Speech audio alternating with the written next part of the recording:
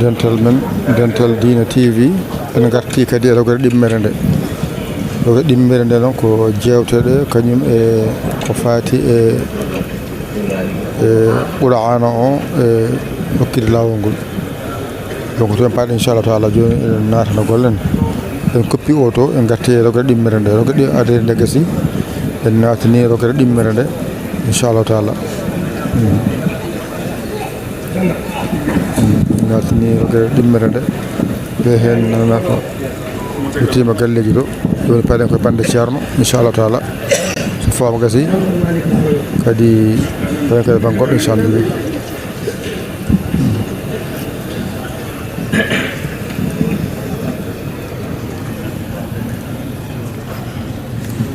ko bade bade ceerno arata inchallah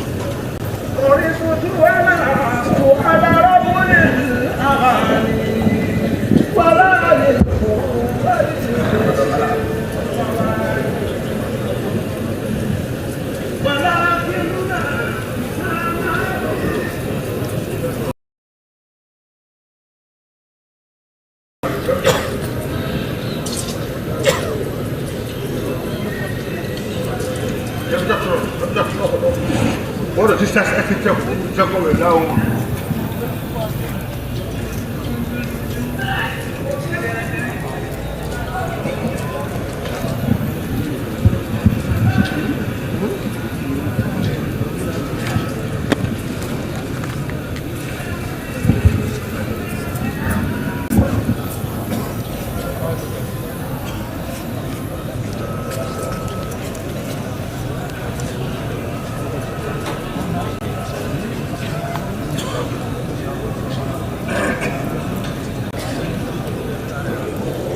joni ceerno nattoyi so arti tan joni wawi joni fuɗɗo inchallah joni kadi bato fuɗɗo inchallah joni inchallah mbasa heñade mbaɗa heppude hen hewɓe hen jeehi heblitoyade garta inchallah taala ɓen ko jii ko wallede sosoɓe sasaro ɓen kaccitiri ɗum noon kadi ma defa goƴƴe kadi inchallah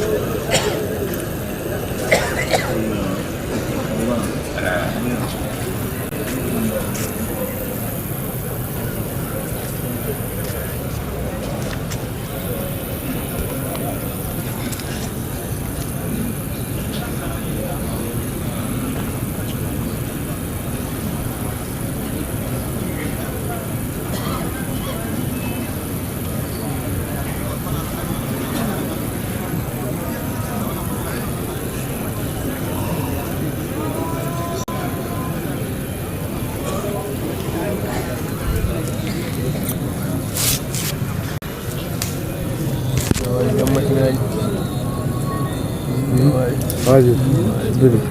bismillah. ويحيى بيته يحيى لي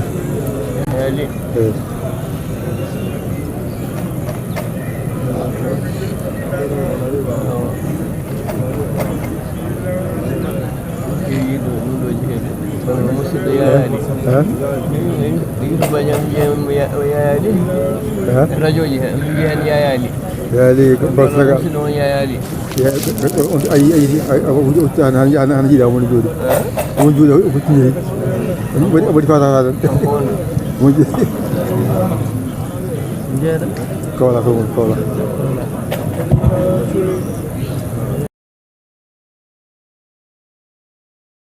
Senjilal, jimbo kayaknya jimbo bab, jimbo kayaknya na, senjilal di, cina biaya ya aja.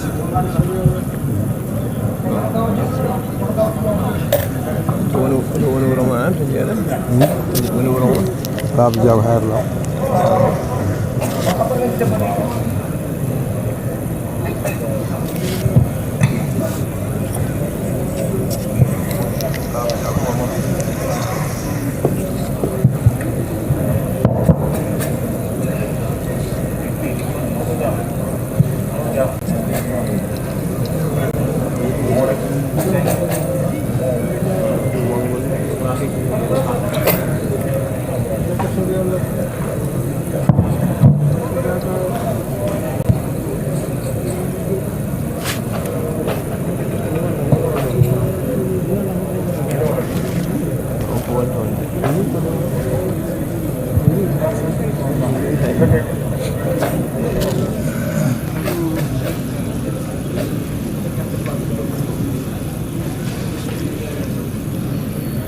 Assalamu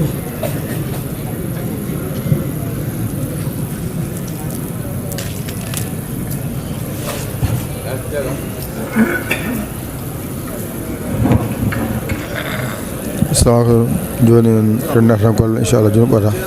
so haaji Allah.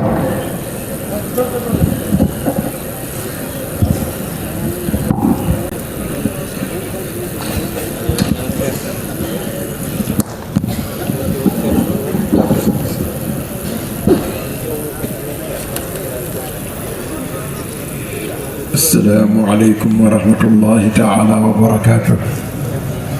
وعليكم السلام ورحمة الله تعالى وبركاته. الحمد لله رب العالمين. نغني هذا غوف بحوج جارنا الحاج محمد بن سعيد رضي الله تعالى عنه. إذن بركي نورودم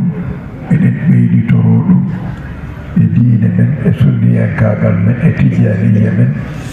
المداغل من الهاليج من فوف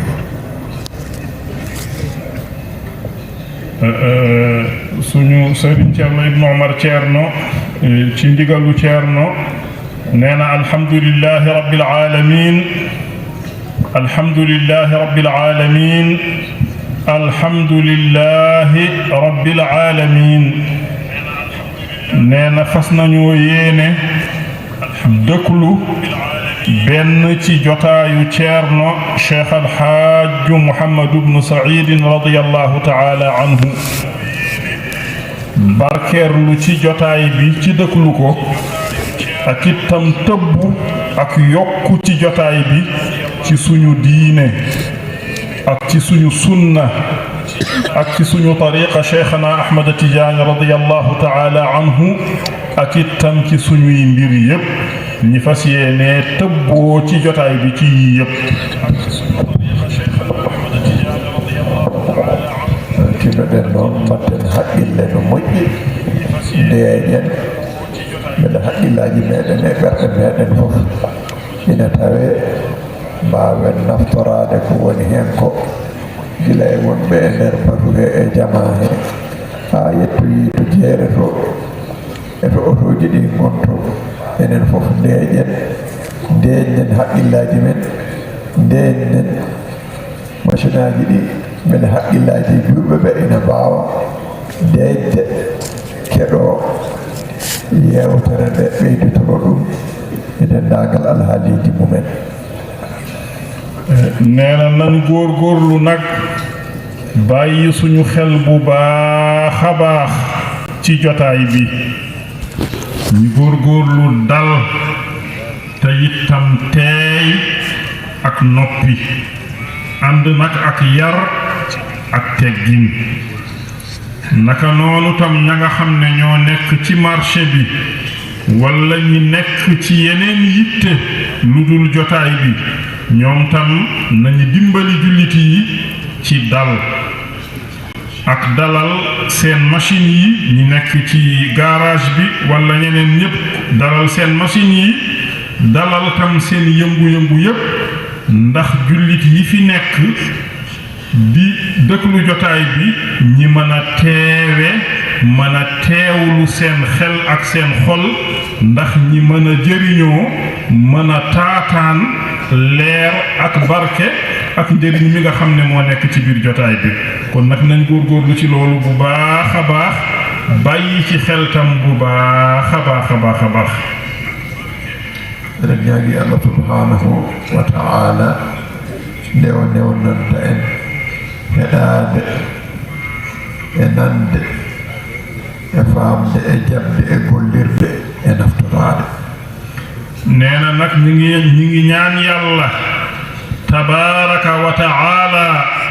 yàlla nañu yàlla yombalal dëkklu li ñu fiy wax waaye tam mu yombalal ñu déggandi wax ji mu yombalal ñu tam nangu ko mu yombalal ñu tam jëfee ko ak jëriñoo ko ko gonga neɗɗo weeɓaaka wasde yejjidde nde wonno koye jejji tan o woni kono yettode wodani Allah ciftingol ngol ɗo ko dartude baraji kono yettode wodani Allah garɗo e garɗo dental jooɗi e oɗo nokku ndaari bangeji fof ko yiyata ko e tagore Allah omo andi hay goto noddaka hay goto nelanaka goto fof ko ɓerde mum e gidgol mum e fimde mum hakkude mum e Allah subhanahu wa ta'ala e yidde ɗum nelaɗo Allah sallallahu alayhi wa sallam e yidde ɗum cheikhana Ahmada Tidiane radiyallahu ta'ala anhu e yidde julɓe e yinnade julɓe e yidde naftorade e andude barke gonɗo e nokku o on ko ciftorɗo kono ciftingol ina nafa neena sant ñeel na yàlla dëgg la sax nit ki moom fàtte mënul jóge ci moom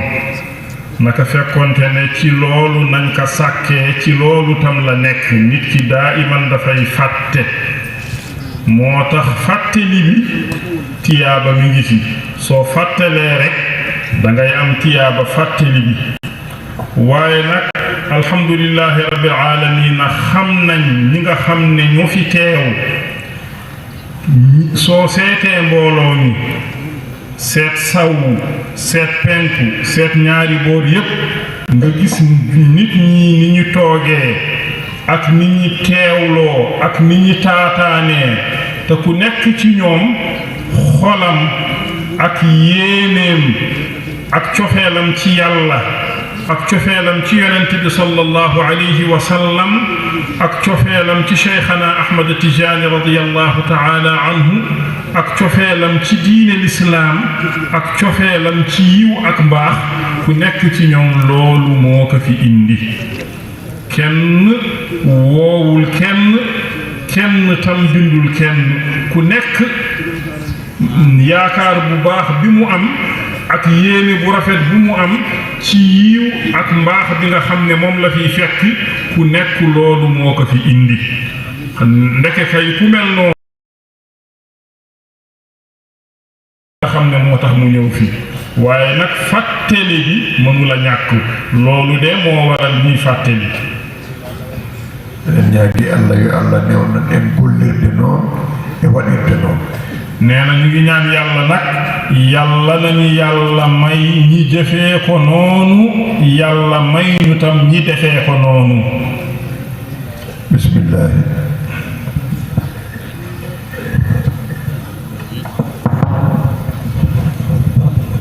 aywa mbiɗa jangina en farillaji julde eɗo ɓuretani yawde wawde sabu wawde hunde to hoore mum ɓuuri newade wawde hunde to deftere hunde so tawi ko hoorema darata ƴeewa hen ganda e hoorema so jaatima wonanima deftere ma won deftere nde livrotako ma aɗa wawi ƴewtade hen taggitoɗa saabo mi ñami ƴettude farillaji ɗi mi wattana en e nder jaatiji men gona en deftere so tawi neɗɗo kala nani farillaji ɗi mi watta ɗe nder jaati goto fof nana farillaji ɗi e nder jaati mum wonto han kadi so yiilo farillaji ɗi koye nder jaati ma hen jiilotoɗa wona to nder deftere jiilotoɗa ara wande farillaji neɗɗo tawa neɗɗo on tawa ko gueɗe tati tan jogui wono ɓerde makko tan e ɗemgal makko e terɗe makko farillaji ɗi fof ko ɗo tan jiiloto kanƴe sappo e joyi kala ko ɗo ɗi boni e nder ɗe gueɗe tati nde wonno noon goɗɗere farillaji he koye golle woni ndege noon koye terɗe he farillaji ɗi ɓuri wonde nde wonno ko heewe farillaji wona e ɗemgal woni farillaji ko woni e ɓerde ko farilla goto on woni gardiɗo e julde fofof no anniya ma fari ko farilla anniya julde ko farilla ɗum koto ɓerde ma ƴewtotoɗa ko toon o woni on farilla koto ɓerde woni o woni ko nde wonno hunde ɗo ɓuri famɗude ɗo so tawi limama ɗon hakkille no yawa rende ɗum eɗo ɓuri hewde ɗo so limama toon ثم ملمنا إن سيدا وبلغت الباورد وعربين لكل بجمته neɗɗo so tawi anndi o koye ɓernde woni ko farilla ma anndu o farilla kanko ɗo woni golleɗon e farillaji ala nanɗo kongol gotol tan kanko hono anniya to ɓernde anniyaade mi anni tottude farilla kaalijo yolde kaalijo mbiɗa anni tottude farilla kaalijo tawi aɗa wonde almami ɓeyda hen mbiɗa anni tottude farilla kaalijo mbiɗa ñimtina almami tawi alda e almami noon mbiyata mbiɗa anni tottude farilla kaalijo waɗɗakima noon wiide ñalawma kaalijo ala ko farilla kaalijo sa yi mbiɗa anni tottude farilla subaka ma walla farilla fana ma ala farilla ala sala ma walla farilla kuduro ma walla farilla keeɗe sa wi noon tan tawde ala mo gonduɗa a gayni anniyaade so tawi noon aɗa rewi caggal almami saka wi noon a fawan hen mbiɗa ñemtina almami mbiɗa anni tottude farilla subaka mbiɗa ñemtina almami mbiɗa anni tottude farilla fana mbiɗa ñemtina almami mbiɗa anni tottude farilla ala sala mbiɗa ñemtina almami mbiɗa anni tottude farilla kotoro mbiɗa ñemtina almami mbiɗa anni tottude farilla keeje mbiɗa ñemtina almami wona anniya gasi anniya ko ni feɓo mum foti o gasi rewi hen farillaji pamari ɗi kewani ko kombuɗi ɗiɗi konngol farillaji mum kewani ko ɗiɗi tan ɗemgal ko haalata e farillaji ko gueɗe tati ɗemgal ko jogui e farillaji ko farillaji tati ɗum ko ɗemgal defani neɗɗo ɗum ɗin farillaji tati e julde ko ɗemgal defi ɗum kañum tottata ɗin farillaji tati en farilla goto ko habbiraɗo harminirdu ɗum ko farilla kono ko ɗemgal waɗata ɗum farilla goɗɗo on ko fatiha ko farilla kono ko ɗemgal jangata ɗum farilla goɗɗo on ko salminadu ko farilla kono ko ɗemgal waɗata ɗum ɗi farillaji tati ko ɗemgal watta kañum defani neɗɗo tottude ɗiɗo farillaji tati onono ɓerde defirani neɗɗo tottude farilla anniya ni ayi ɗiɗo farillaji nayi jalti heddanimama 12 ɗiɗo 12 keddaniɗima yan ɗin caki koye terɗe ma tan koye jaati terɗe ɗin woni ma walla e sifa julde ɗi woni ko heddino koko sifa julde hol ɗum ina jaa e 12 he mana daranade habbiraɗo harminirdu ndu habbiraɗo harminirdu ndu noni wandi farilla ni daragol ngol jaati neɗɗo o darade ina darano farilla habbiraɗo harminirdu ngol daragol ko farilla aywa ko fatiha daranade fatiha ne ko farilla fatiha so tawi neɗɗo ina janga ɗum ko farilla kono daranade fatiha ha jangoya ɗum to darni ɗum ne ko farilla ɗum ne ko golle gonɗe e ɓandu ɓandu daroto nangude koɗɗo ko farilla ɗum ko ɓandu watta ɗum ko terɗe mbatta ɗum ɓamtagol e koɗɗo ko farilla ɗum ko terɗe mbatta ɗum sujjayde ko leydi ko farilla ɗum ko terɗe mbatta ɗum jottade ko farilla ɗum ko terɗe mbatta ɗum ɗeɗo geɗe jeegom ɗeɗa geɗe jeegom janti e ɗeɗa geɗe nayi woni geɗe 10 ɗum ɗo ko farillaji gonɗi hakkude terɗe ɓernde e terɗe ɗemgal e terɗe ɓandu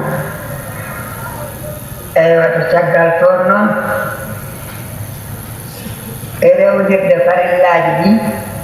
ɗum ne ko farilla kono joni accude mana ardinde anniya taw ndewna hen habbiraɗo harminirdu ndewna hen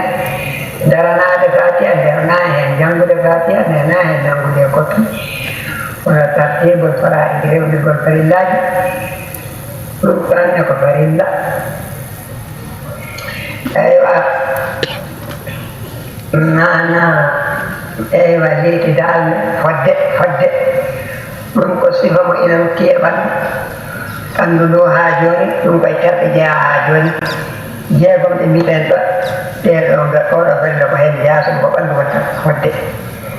mana woni fodde ko sa darima mbiya to tawa oñoraki yeeso a oñoraki caggal adari kewɗa ma sa nangue koppito keecima ki fewat eywa koppi ma ɗi luppito tawa mana juuɗe mana nangue koppi he wona aɗa saki feewi wona aɗa rembi ha ndemɗa wona aɗa saki ha cakiɗa ɗum wiyete fodde tawa so tawi ndiyam ɗo sa waɗede hakkude keeci maɗe so darani eko poɗɗa ɗum wiyete fodde ɗum ne ko farilla hiɓe daade ko farilla woni hiɓe daade ko so tawi a nande koppi ɗacca ha nde ɗa so tawi a ɓamtima ɗacca ha nde ɗa sa sudde wi ɗacca ha nde ɗa ɗum ne ko farilla eywa jooɗanade salminami ɗum koɗo ɓanndu deya en mbinanani ko jeeɗiɗi en mbatti hen ngel ɗo woni jeetati ɗo ɓanndu jooɗanade salminami kañumne ko farilla ko jiida to e farilla jiida e salminami ɗum ne ko farilla waɗanade salminami ko farilla fodde jooɗanade kono salmina ɗum ne ko farilla eywa nde wonno noon anniyade ñemtinde almami ko farilla koɓɓitaɗo e nder farilla anniya mi gandininomo e nder on farilla mbattumi farilla goto ɗum haɗi mi limtemo eywa ana farillaji ɗi ko heddendani jaari ko heddendani ɗi koɗiri e nder neɗɗo eywa anniyade e daranade anniya e habbirano harminirdu e daranade habbirado harminirdu e kañum e daranade fatiha e nangude koppi e ɓamtade e sujjoyde e ɓamtade eywa e fodde e hiɓinade eywa e jooɗanade salminama e salminama eya ɗum ɗo farillaji ɗi julde ko farillaji ɗi ɓuri tiide hen sabu ko kanji woni ɗi ganduɗa almami ɗoɗotako so tawi a woɗɗi hen hunde tan ko mbawɗa wonde fof sa goto sa almami sa dewɗo e almami soko tawi fatima fewnide tan julde bonat farilla hen fof goppaɗo e darde so tawi fataki e fewnidde so tawi ko neɗɗo fewnito ne fewnita sujjanade ɗum ko foti sujjande ɗum kono so tawi fatima fewnidde ha salminama fewnitake tan julde bonat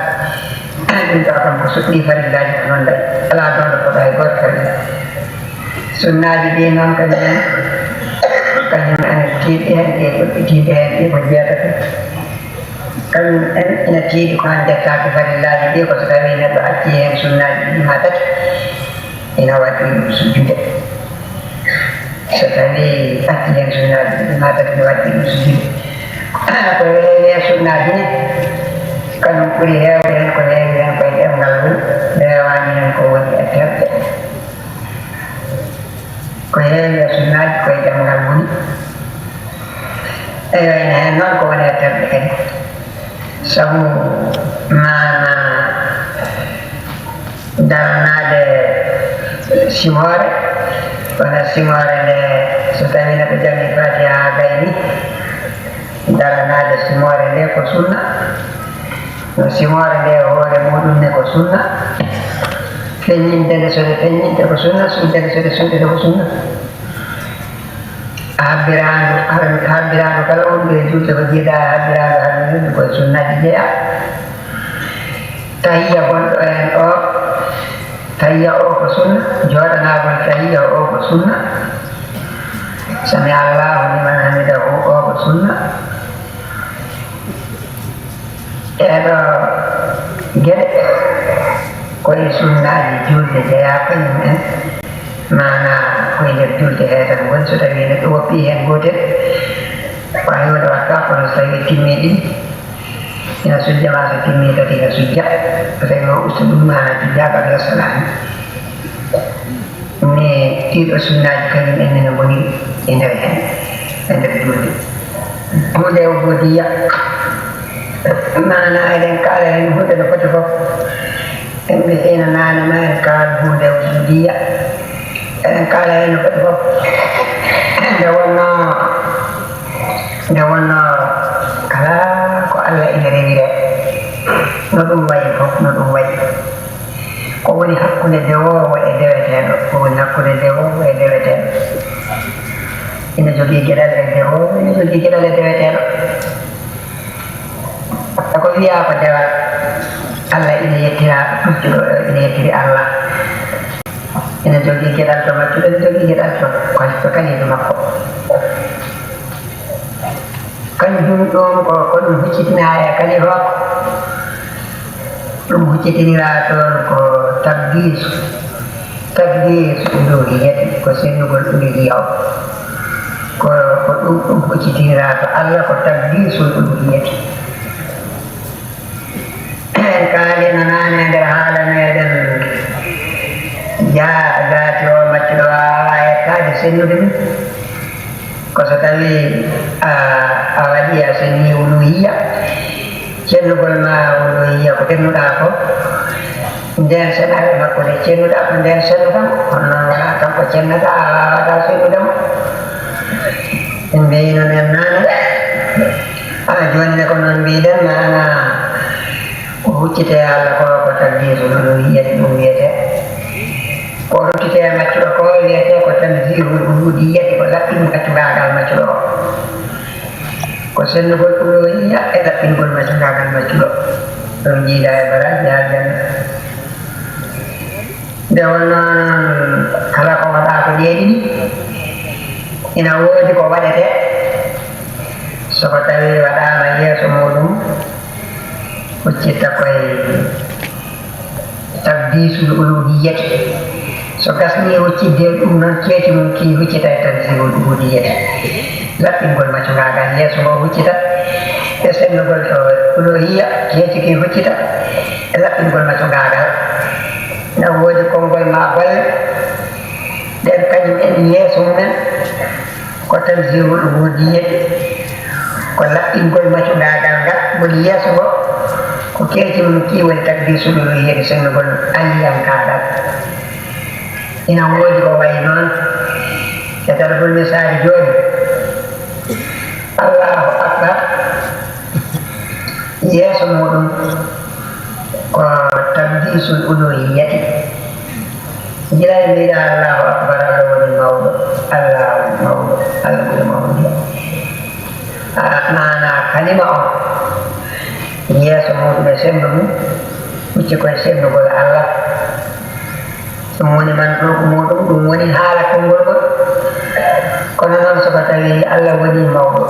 woni ɓurɗo mawnude ko wona Allah ko ne ma won ko ɓuri famɗude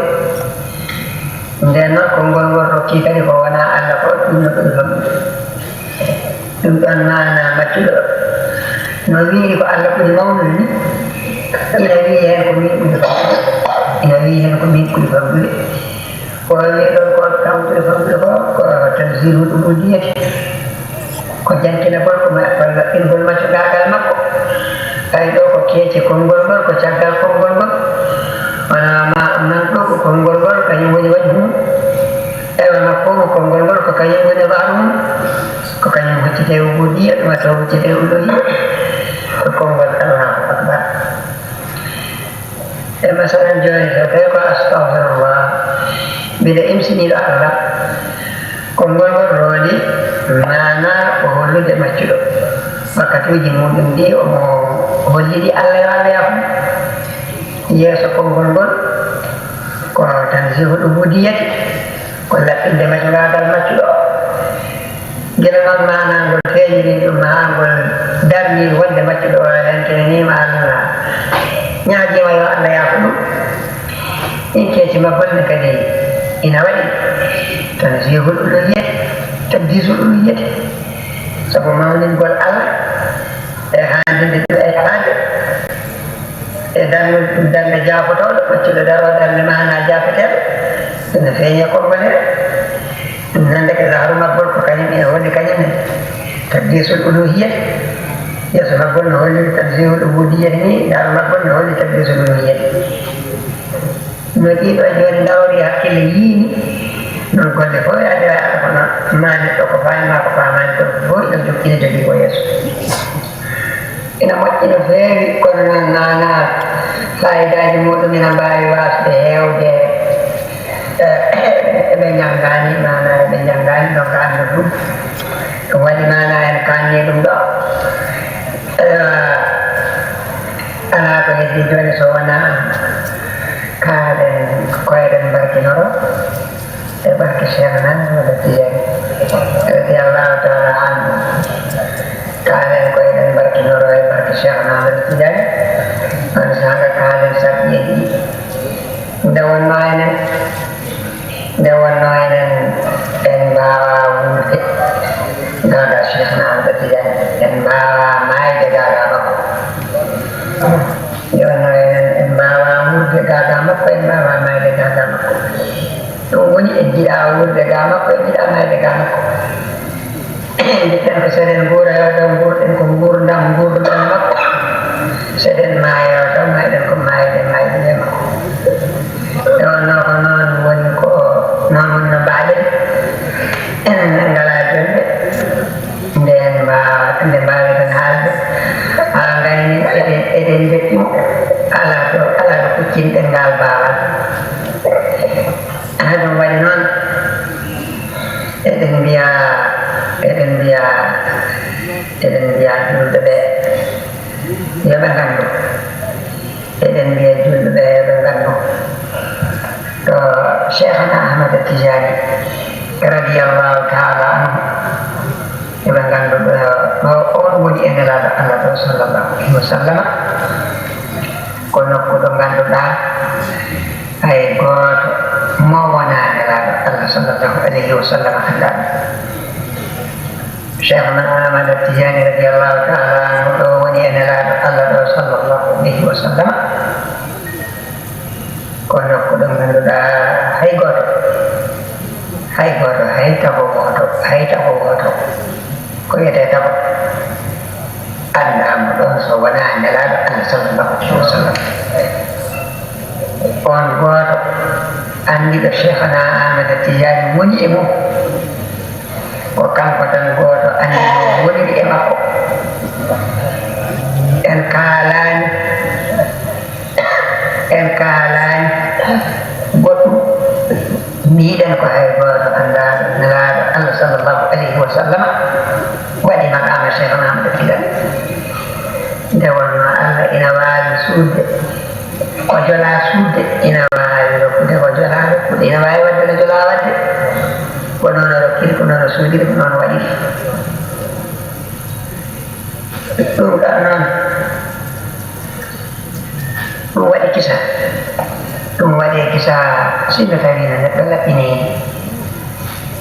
laawol cheikhna ahmad tijani ha ngol laɓɓiningol ha ngol tinimama ngol laɓɓinima ma laaɓe no maɗitu billahi wayata sinno tawi neɗɗo laɓɓinino laawol cheikhna ahmad tijani ha ngol laaɓi ngol rutte makko ngol laɓɓinimo nden nde o laaɓeteno maɗitu billahi wayata saabu o laaɓitte ɗum koye andinede allah ko gandugol cheikhna ahmad tijani allah o andinte allah koɗo cheikhna ahmad tijani andina allah ɗo ko ɗon o andinte allah neɗɗo noon so andinama allah ɗo cheikhna ahmad tijani andina allah ɗo ma laare kañum kam gandal mum e allah ngal ma laaɓum ma andu wonde andi ma andu wonde andi ɗum noon tawde ko noon tinnoɗen en keɓi laawol ngol ina laɓɓina en laɓɓiningol ngol laɓɓina en laɓɓiningol ngol laɓɓina en njeen to cheikhna ahmad tijani naato yen e hadara mum mo ganduɗa e goto ɓeɗita fen wonanelaɗo allah sallllahu alayhi wa sallam yo allah uddin ɓerɗe men yo allah uddin ɓerɗe men ya Allah ujitir ɓerɗe men yidde Allah e yidde nelaɗo e yidde Cheikh Mahamada Tijani yidde julɓe yo Allah ujitir ɗon ɓerɗe men yo Allah moƴƴinan en anniyaji men yo Allah moƴƴinan en anniyaji men hakkunde men e Allah e hakkunde men e julɓe kala yo Allah laɓɓinan en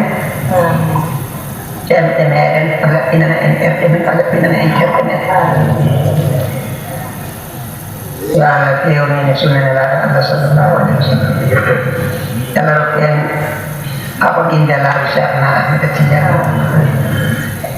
Allah rokku en fewnirde e laawol Cheikh Ahmada Tidiane Allah rokku en idde tijjaniyankoɓe yiɗede e tijjaniyankoɓe yo Allah wurtin diine mum ne yo Allah wurtin diine mum yo Allah jippin sendeji nelaɗo Allah sallllahu alayhi wa sallam gonɗito nelaɗo Allah sallllahu alayhi wa sallam o wurtinira ɗum diine makko yo Allah wurtin diine mum yo Allah wurtinir diine mum barkeji nelaɗo Allah e wirude nelaɗo Allah sallllahu alayhi wa sallam yo Allah wurtinir diine mum ko wurtinde laawol Cheikhna Ahmada Tidiane yo Allah rokku en andinade alqur'ana e andude alqur'ana Allah rokku en andinade alqur'ana e andude alqur'ana Allah rokku en yewnede siratan mustaqiman bijahi rasulillahi sallllahu alayhi wa sallam wa bijahi Cheikhna Ahmada Tidiane radiyallahu ta'ala anhu wa arda nabihi amin.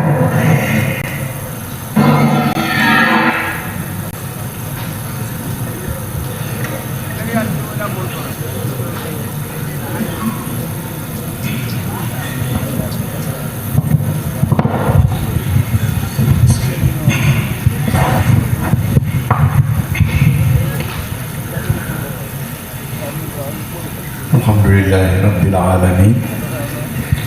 Alhamdulillahi Rabbil Alamin. Alhamdulillahi Rabbil Alamin. En jetti Allah subhanahu wa ta'ala, en jettimo eno andiri to makko o foti yettirede, en mbawa yettudemo no foti yettirede. En jettimo e gandal men, en jettimo e ko en ganda taw omo andi kanko omo foti yettirede ɗon. En jettirimo ɗon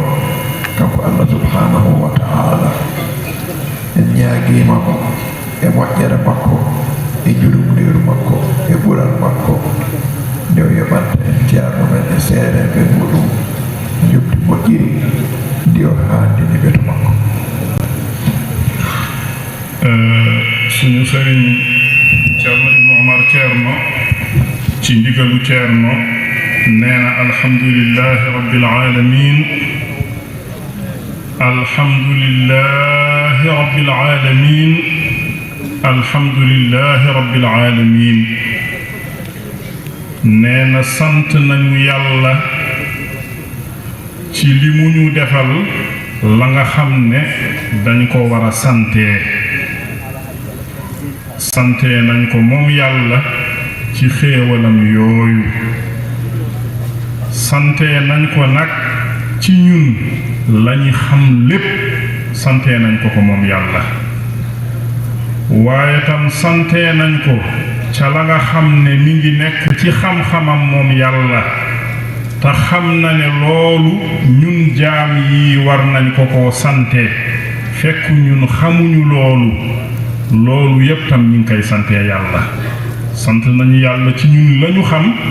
ak lañu xamul, te yàlla xam na ne loolu tam war nañ ko koo sante nañu la yàlla ci loolu yépp. wax nañu alhamdulillahi rabbil alamina. di ñaan yàlla nag subhanahu wa ta'ala, yàlla nañu yàlla may, yàlla dimbali ñu ñi mën a mbaax bii nga xam ne moom lañu indil, mu dimbali ñu may ñu ñi nekk ci niñ ci war a nekkee, melo ci tam niñ ci war a meloo. to ɗo ɗani Allah batuji ɗi fof kodi kawniɗi mo keɗiɗa hen fof a janngat kono oɗo negede koye ɓurɗi hawnade jeeya sabu ko rendi e makko ko alhamdulillahi rabbil alamina gila e ñaawooje sharia ko fodde ko neɗɗo timata e deftere jangine anda e goɗɗum ko ganduɗa ɗum ala e deftere neɗɗo andirta ɗum ko kulol Allah e yidde ɗum nenaɗo Allah sallallahu ta'ala alayhi wa sallam e tijjaniya e geɗal muɗum manggal hay hunde ala ko batu o heddi e ɗum waɗi omo jeeya e batuji ɓurɗi huɓtidinde geɗe en jetti hen Allah subhanahu wa ta'ala e nande ɗum e makko neena alhamdulillahi rabbil alamina moom ceerno cheikh alhaaj Mouhammad Saïd radiyallahu ta'ala anhu jotaayam yépp ay jotaay yu kéemaane la waaye nag jotaay bii ñi déglu tey bokk na tam ci jotaay yi gën a kéemaan ci jotaay yi naka fekkonte ne lépp la nga xam ne nit ki aajowoo na ko ci biir diineem ci waxam wu gàtt tënk na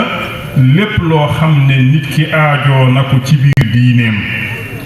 naka fekkoon ne ci pulaar la ko wax ñi fi nekk ñépp dégg nañ ko wax ji ci pulaar waaye la mu doon wax julli la doon dimbali nit ñi yow jullit bi ni sa xel di mën a tënkoo ci julli nee na julli soo xoolee farata yi nekk ci biir julli am na farata yoo xam ne ci xol la aju am yeneen farata yoo xam ne ci làmmiñ la aju waaye am yeneen farata yoo xam ne ci sa cër yi la aju nii la tënkee julli nee na farata yi nekk ci julli yi yépp ci ñett yii la farata yi nga xam ne ci sa xol la aju ak farata ya nga xam ne ci sa làmmiñ la aju ak farata yi nga xam ne ci say cër la aju mu ne farata yi nga xam ne dañoo aju ci sa xol yooyu bariwul benn la rek soo ko sarxaa mu nekk ñaar mooy lan yéene ci sa biir xol ne yaa ngi jox farata nangam farata suba wala farata tisbaar wala farata tàkkusaan wala farata timis wala farata geewe nee na loolu mooy farata di aju ci xol soo ko sarxaa nag boole si su fekkente ne yow maamum nga da ngay fas yéene yaa ngi jox farata nangam waaye maa ngi yéene di roy imaam nee na loolu mooy farata yi aju ci xol farata yi nga xam ne tam ñoo aju ci làmmiñ bariwul moom tam ñaar kese la mooy farata ñaar wala ñetti farata takbiratul ihram kàbbar ba nga xam ne moom ngay duggee julli naka noonu jàng fatiha naka noonu sëlmal ñetti yi yépp làmmiñ moo koy jàng yi tam ay farata nañ waaye ci làmmiñ nañ aju nee na li des ci farata yi yépp ci say cër la aju mooy fatiha bi ngay jàng taxawal fatiha bi naka noonu rukuuru ak jóg ci rukuuru ak sujuud ak jóg ci sujuud ak toogal sëlmal bi naka noonu i'tidaal ak tumaaniina ak tartibul faraa'id yi des yépp mooy farata yi aju ci xol ci cër nee na loolu su fekkente ne yow jullit bi bàyyee nga ko xel rek loolu ajuwul sax sa àlluwa di gudd waaye da nga xam noo mën a teewloo moom Ceerno Ibnu Mag nag loolu la doon wax ne Ceerno yàlla dimbali na ko mu leeralal ñu nii ba képp koo xam ne sax donte sa àlluwa guddul da nga ko mën a xam nee na loolu nag du loo xam ne du xam-xam boo xam ne am na ci loo xam ne ci ay téere nga koy jàng waaye am na ci loo xam ne ragal yàlla rek moo la koy may ba yegge la ci foofu naka noonu tam la mu waxtaan ci biir tariqa Cheikhna Ahmad Tidiane radiyallahu taala anhu loolu tam desalul dara ci taalibe Cheikh Tidiane radiyallahu taala anhu ci ni muy nekkee ci tariqa bi ak la mu war a xam ci tariqa bi ak la mu war a xam ci Cheikhna Ahmad Tidiane radiyallahu taala anhu nee na loolu tam desalu ci dara. alhamdulillahi rabbil alamin. So neɗɗo ƴeewi sahade ɓe gonno e alluwal e ɓe jangande ene ɓe kaalata ɗiɗo konguɗi dumunna muɗum no wayi woɗɗodirde e duuɓi, so neɗɗo ƴeewi ɗum ma andu ko gonga rasanatul aqli ina woodi, husnul zakirati ina woodi. sahade jomum waɗata ɗum de daranima ɗum, kono kadi noon dokkal Allah ina heen, dokkal Allah subhanahu wa ta'ala ina heen. jomum to yaari fof tawa ko sabbaqu ayatin, ɗum ko dokkal Allah subhanahu wa ta'ala. kanko dokkaɗo ɗum o eɗen jettanamo heen Allah, enen rokkaɓe mo ɓe eɗen jettiramo Allah, eɗen jetta heen Allah subhanahu wa ta'ala. neena su nit ki seetee ci xelam moom Ceerno Cheikh Alhaaj Mouhamed Saïd radiyallahu taala anhu lii mu fi wax ci attey julli ci jamono ba nga xam ne mi ngi nekk ci daara ji di ka jàng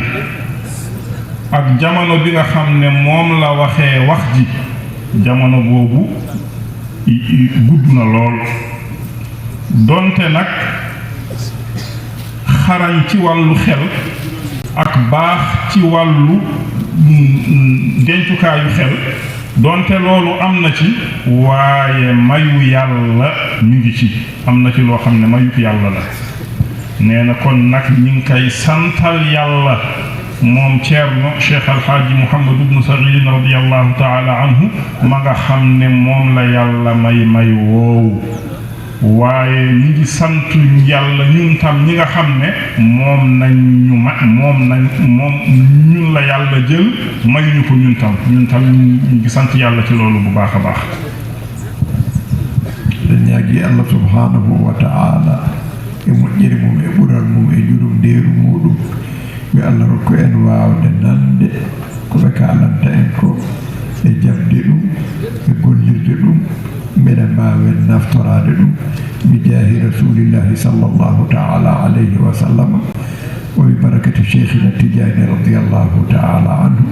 e barka ceerno men e seerenɓe muɗum. allahumma salli ala sayyidina muhammadin wa sallim. nee na ñu ngi ñaan yàlla nag subhanahu wa ta'ala yàlla nañu yàlla may ñu dégg lii nga xam ne moom lañu fi wax, yàlla may ñu tam nangu li nekk ci biir wax ji, yàlla may ñu tam jëfandikoo wax ji, yàlla may ñu tam ñu jëriñoo ko. yàlla nañu yàlla defal loolu ci barke yonent bi sallallahu alayhi wa sallam ak ci barke Cheikhana Ahmad Tidiane radiyallahu taala anhu ak ci barke alquran al azim ak ci barke suñuy sëriñ ak seeni sëriñ yi ridwanullahi taala alayhim jamian. allahumma salli ala sayyidina muhammadin wa sallim.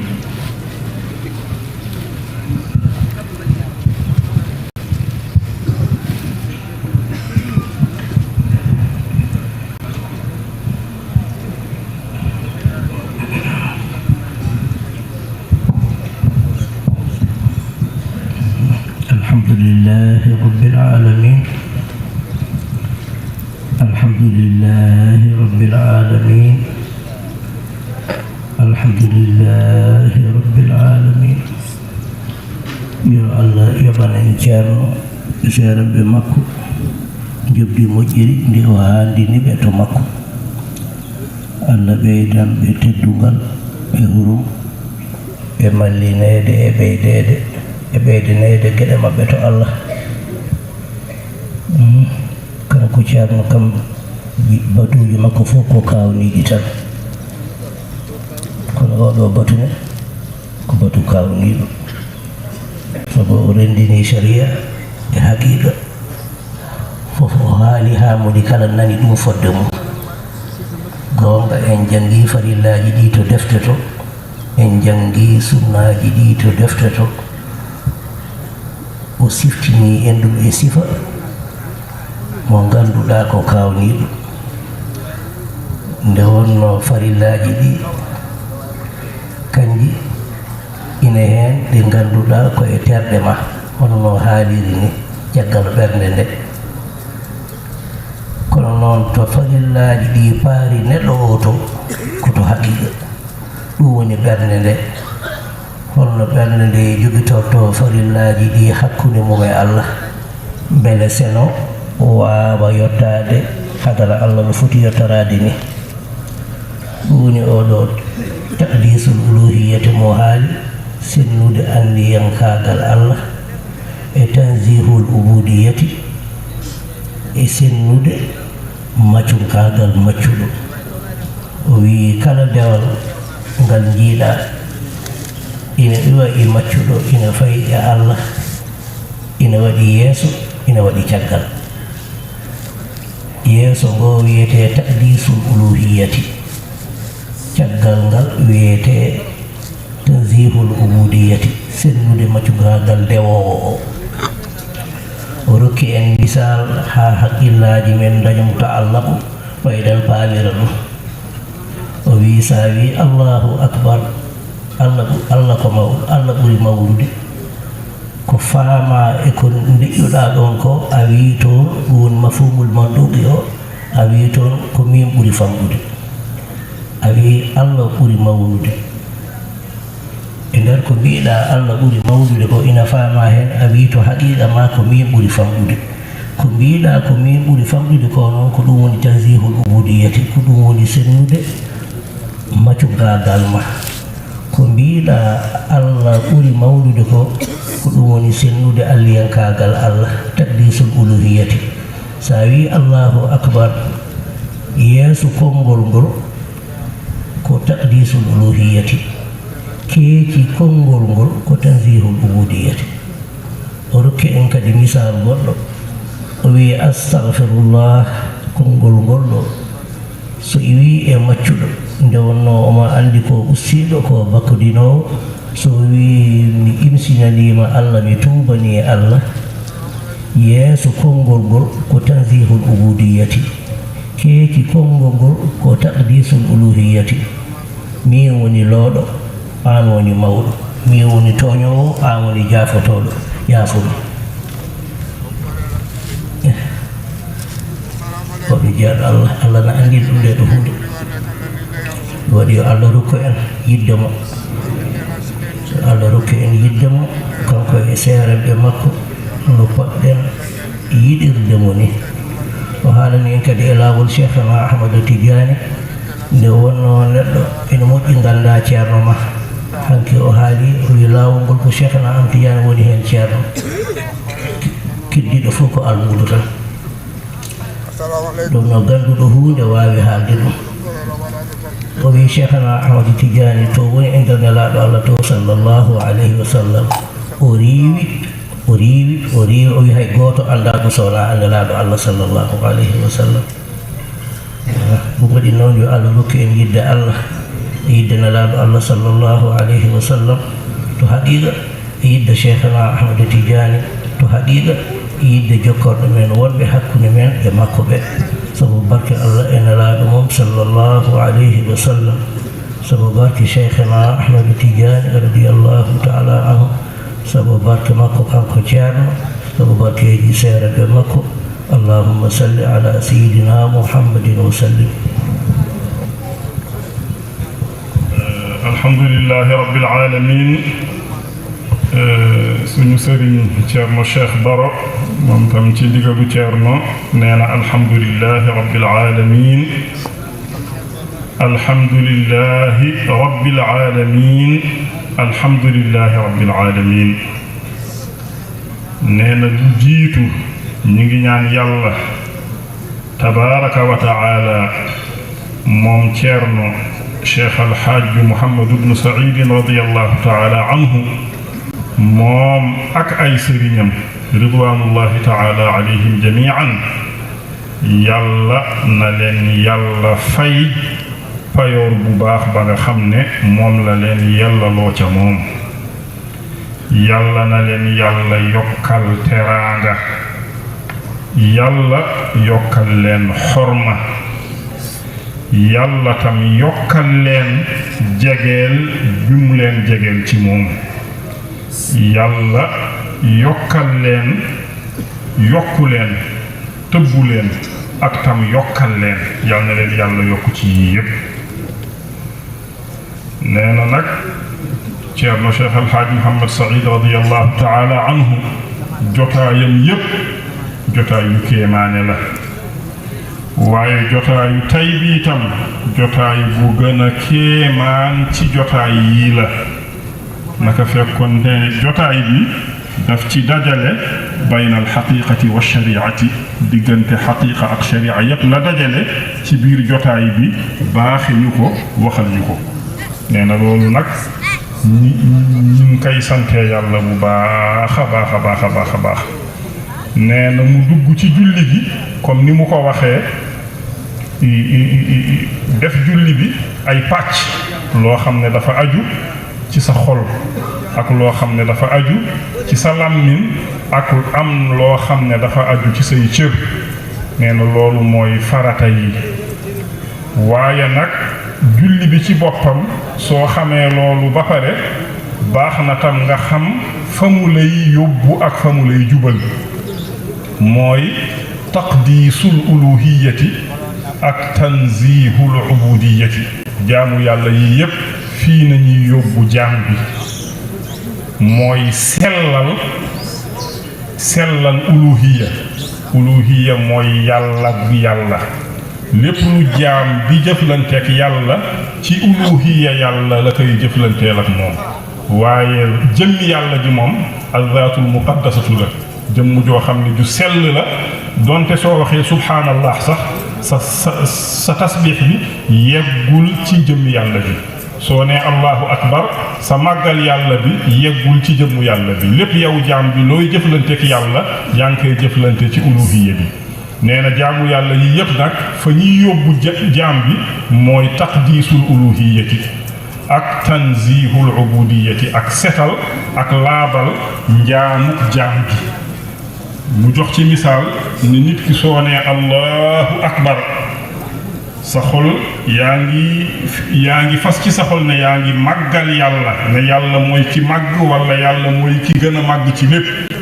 nee na mantuuk wax bi la nga xam ne moom nga wax mooy màggal yàlla loolu taqdiisul uluhiyati la loolu mooy nekk ci kanamu wax ji waaye ginnaawu wax ji denc na ci tanzihul ubudiyati su fekkente ne wax nga ne yàlla moo màgg wala wax nga ne yàlla moo gën a màgg ci lépp ëmb na ci biir wax bi man jaam bi man maa tuuti wala man jaam bi man maa gën a tuuti ci lépp nee na kanamu wax ji taqdiisul uluhiyati la waaye nag ginnaaw wax ji tanzihul ubudiyati la naka noonu tam soo nee astaghfirullah man jaam bi maa ngi jéggalu yàlla kanamu wax ji tanzihul ubudiyati la yaa ngi setal di laabal sax njaam man jaam laa aji def bàkkaat laa maa ngi jéggalu yàlla maa ngi ñaan yàlla njéggal kanamu wax ji tanzihul ubudiyati la waaye nag ci ginnaaw wax ji su fekkente ne loolu sax na yow jaam bi yow yaay ki torox yow jaam bi yow yaay kii bàkkaat yow jaam bi yow yaay kii ñaan njéggal mi ngi ci ginnaaw wax ji yow yàlla yaay kiy jéggale yaay kiy baale yaay kiy setal jaam bi ci bàkkaar ndeke foofu tam ma nga fa taqdiisul uluhiyati nee na jaamu yàlla yi yëpp nag fii nañuy yóbbu jaam bi ci tanzihul ubudiyati ak taqdiisul uluhiyati loolu yëpp nag mu baaxe ñu ko ci biir jotaay bi ginnaaw loolu tam mu baaxe ñu tam ci tariqa cheikhana Ahmad Tijaani radiyallahu taala anhu leeralal ñu tam tariqa bi ba bépp taalube mën a tënku ci cheikhana Ahmad Tijaani radiyallahu taala anhu mën a xam cheikhana Ahmad Tijaani radiyallahu taala anhu mën a am tam cofeel ci Cheikhana Ahmad Tidiane radiyallahu taala anhu mën a am cofeel ci yonent bi sallallahu alayhi wa sallam nee na waxoon nañu démb ci bande démb bi moom Ceerno nee na tariqa tijaaniya Cheikhana Ahmad Tidiane mooy sëriñ bi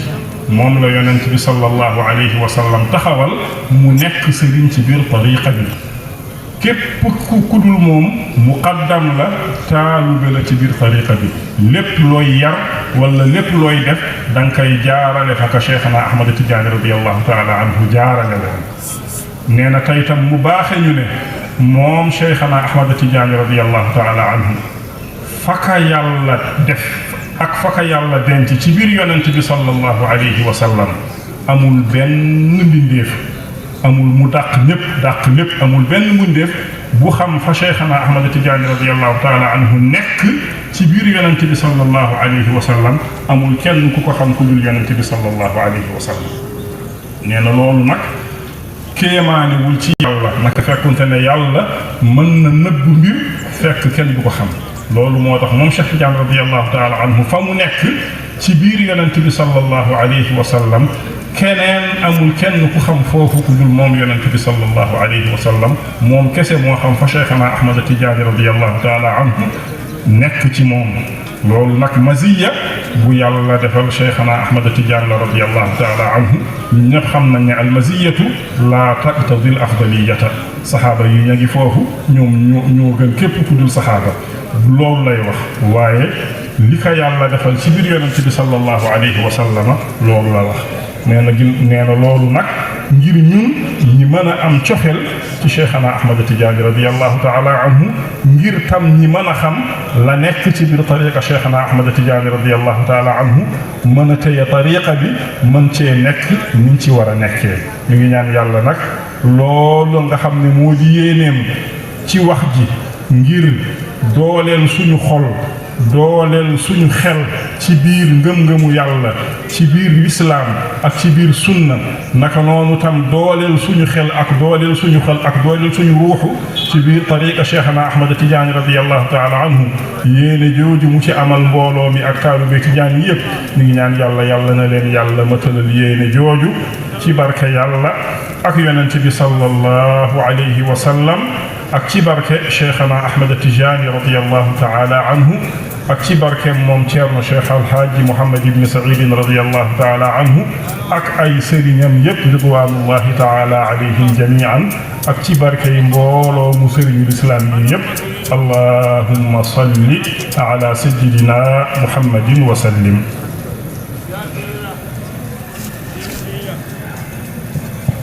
Ceerno Mouhamadul Amin Ceerno Ahmad Saada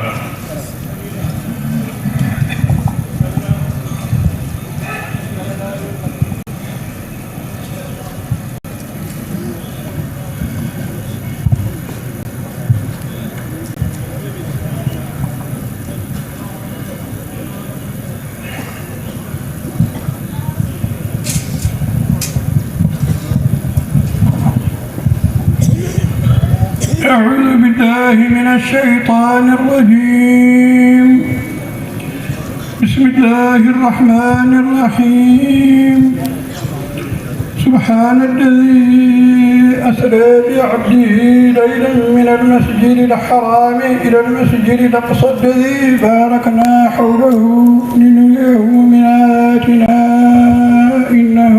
هو السميع البصير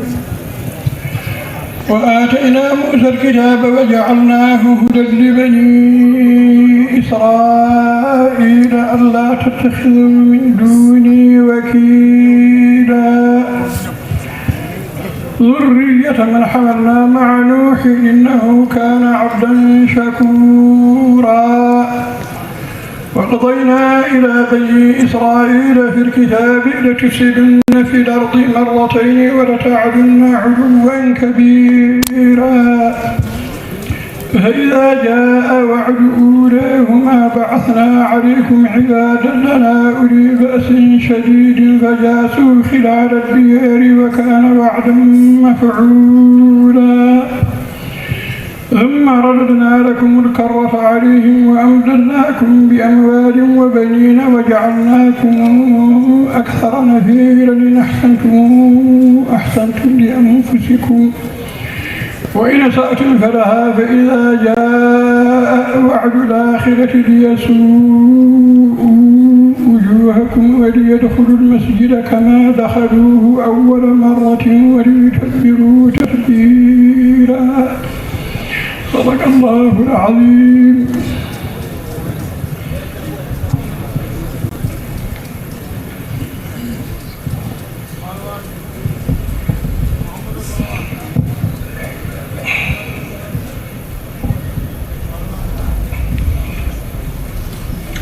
أعوذ بالله من الشيطان الرجيم. يا أيها الذين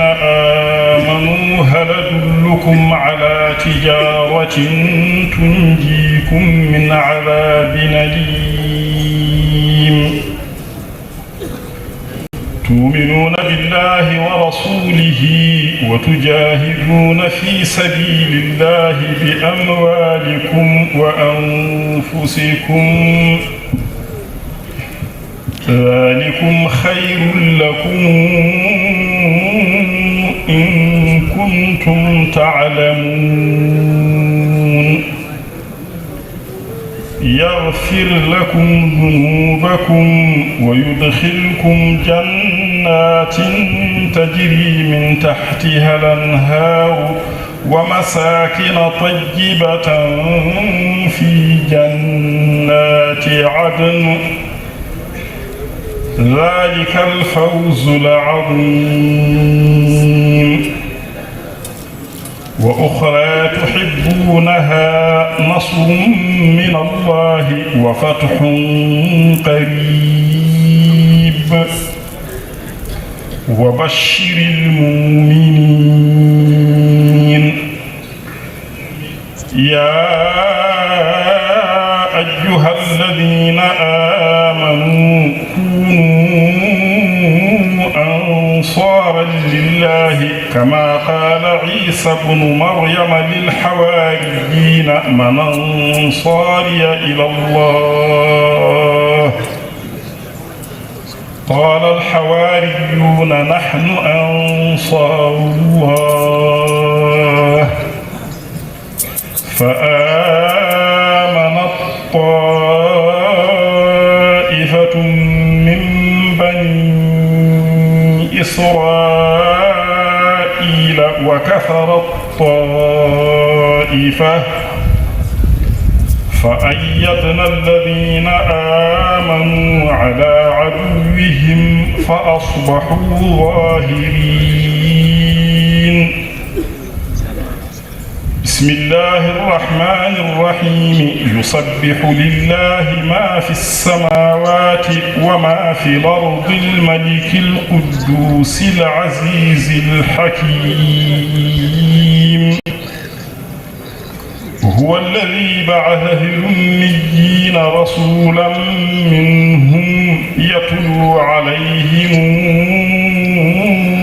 آياته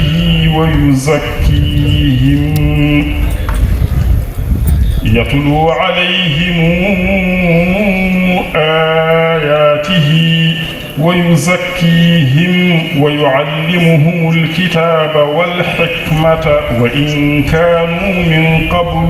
لفي ضلال مبين وآخرين منهم لما يلحقوا بهم وهو العزيز الحكيم. ذلك فضل الله يؤتيه من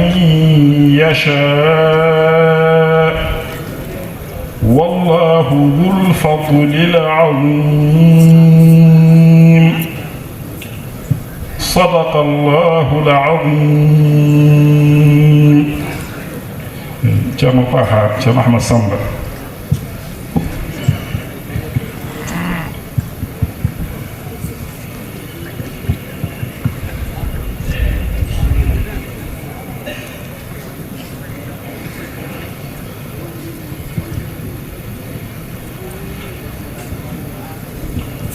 أعوذ بالله من الشيطان الرجيم. والله ذو الفضل العظيم. وإذ يمكر بك الذين كفروا ليثبتوك أو يقتلوك أو يخرجوك ويمكرون ويمكر الله والله خير الماكرين. وإذا تتلى عليهم آياتنا قالوا قد سمعنا لو نشاء لقلنا مثل هذا إن هذا إلا أساطير الأولين. وإذ قالوا اللهم إن كان هذا هو الحق من عندك فأمطر علينا حجارة من السماء يأتنا بعذاب عليم. وما كان الله ليعذبهم وأنت فيهم وما كان الله معذبهم وهم يستغفرون. وما لهم ألا يعذبهم الله وهم يصدون عن المسجد الحرام وما كانوا أولياءه إن أولياؤه إلا المتقون ولكن أكثرهم لا يعلمون. وما كان صلاتهم عند البيت إلا مكاء وتصدية فذوقوا العذاب بما كانوا يكفرون وذوقوا العذاب بما كنتم تكفرون. إن الذين كفروا ينفقون أموالهم ليصدوا عن سبيل الله فسينفقونها ثم تكون عليهم حسرة ثم يغلبون. والذين كفروا إلى جهنم يحشرون ليميز الله الخبيث من الطيب ويجعل الخبيث بعضه على بعض فيركمه جميعا فيجعله في جهنم أولئك هم الخاسرون. قل للذين كفروا إن ينتهوا يغفر لهم ما قد سلف وإن يعودوا فقد مضت سنة الأولين. وقاتلوهم حتى لا تكون فتنة ويكون الدين كله لله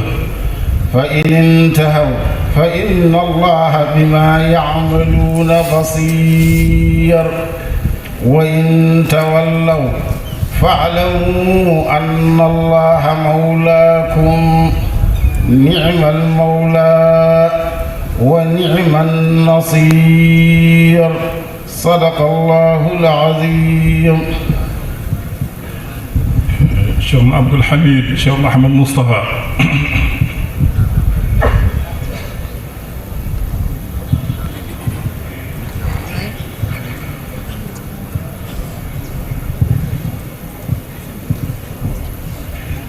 أعوذ بالله من الشيطان الرجيم. وإذ قال ربك للملائكة إني جاعل في الأرض خليفة قالوا أتجعل فيها من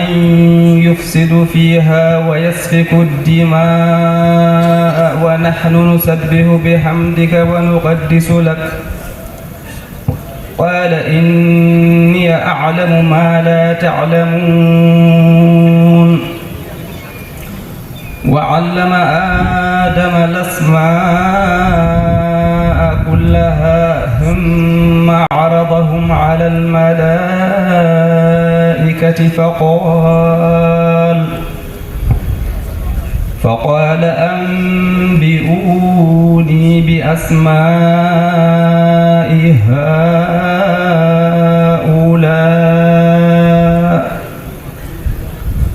فقال أنبئوني بأسماء هؤلاء إن كنتم صادقين. قالوا سبحانك لا علم لنا إلا ما علمتنا إنك أنت العليم الحكيم. قال يا آدم أنبئهم بأسمائهم فلما أنبأهم بأسمائهم قال ألم أقل لكم إني أعلم غيب السماوات والأرض قال ألم أقل لكم إني أعلم غيب السماوات والأرض وأعلم ما تبدون وما كنتم تكتمون. صدق الله العظيم.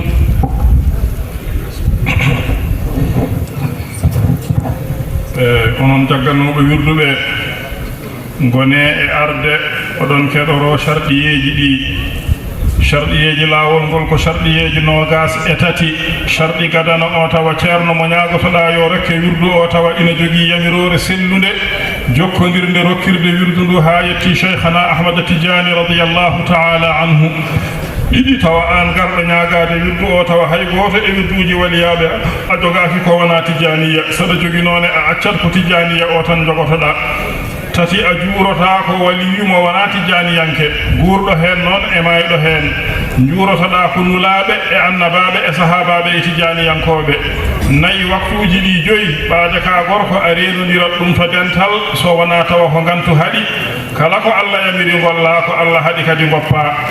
joyi jiɗa cheikhana ahmada tidiani radiyallahu taala anhu ko ɓuri ko neɗɗo ina yiɗa nene mum e bam mum e dendagal ko yiɗete ko wona Allah ene laaɗo muɗum. ceerno kadi lomtiɗo cheikh tidiani o rokkuma wirdu o ne ko nen jiɗirtamo. jeegom a hoolota ko hoɗo Allah. wiyete hoolade hoɗo Allah ko mbiya a jaggi wirdu ndu tan annani ko haala e wirdu ndu e moƴƴere tan jaha mbaɗa ɗum hoolare aɗa golla ko beleɗa ko Allah yiɗa ɗum a waɗata noon. sa jaggi wirdu ndu a ɓeydoto hulde Allah golla jamiroje Allah goppa kade Allah. jeeɗiɗi a yennata cheikh tidiani a añata amo. jeetati sa jaggi wirdu ndu a dumoto hen ha mayde tawi a accata. jeenayi a fiɓat e ɓernde ma gomɗina dendagal moƴƴere nde nanɗana haali e wirdu he piɓa ɗum ko gonga.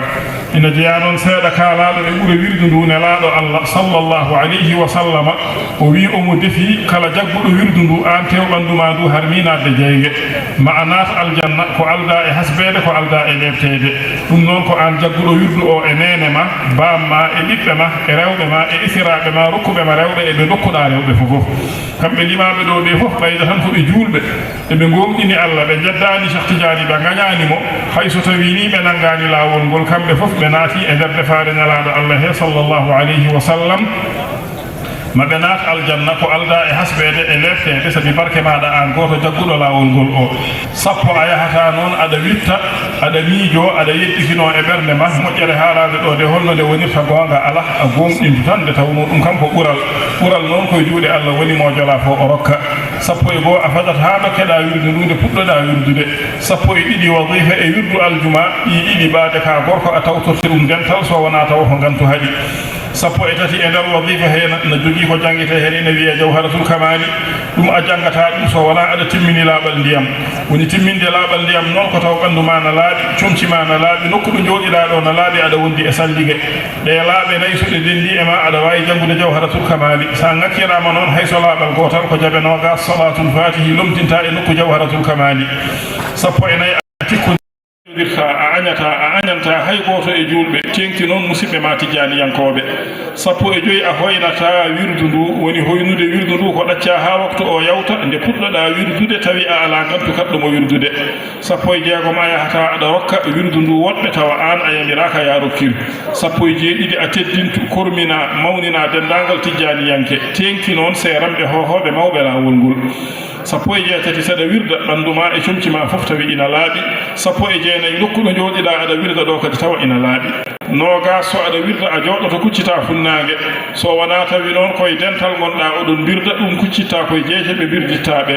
walla tawa koye ɗatgal gonɗa aɗa ummi e nokku aɗa fayi e nokku ɗum so tawi a fayi e wirdude tiindema nde ɗo hucciti fo tan ko ɗon kuccitta ɗum ne sa jolɗo walla sa baɗɗiɗo walla sa jaarowo koyɗe